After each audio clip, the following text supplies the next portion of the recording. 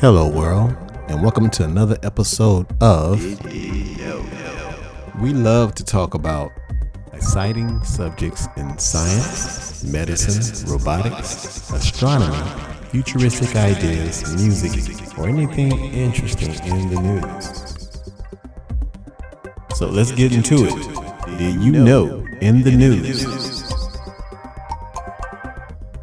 MIT researchers have developed a new technique to help robots efficiently pack objects into tight spaces, addressing complex constraints such as collision avoidance and object stability.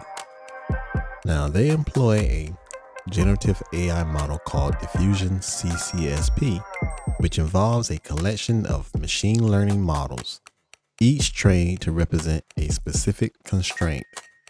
These models work together to generate global solutions to packing problems, considering all constraints simultaneously. Now, these researchers' approach outperform traditional techniques by producing effective solutions faster and with higher success rate.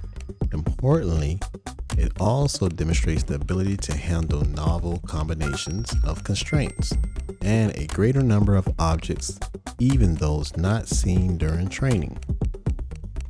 Now, continuous constraint satisfaction problems such as packing items and setting a dinner table are challenging for robots due to various constraints, including geometric, physical, and qualitative.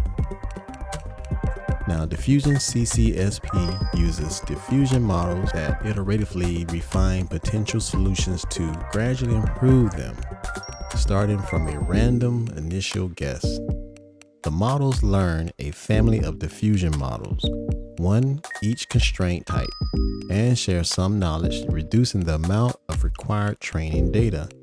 Instead of generating data by traditional slow methods, the researchers create solutions using faster algorithms and train the models to determine objects' locations for robotic grippers that meet all constraints. Now, Diffusion CCSP was demonstrated with a real robot solving various difficult problems and showed superior performance. The researchers aim to test it a little more with complex scenarios, including mobile robots, and enable it to tackle problems in different domains without retraining.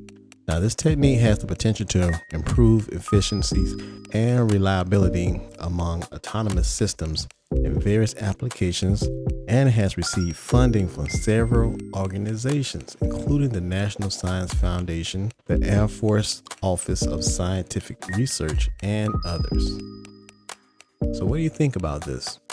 Until next time, stay safe, and I'll talk to you soon.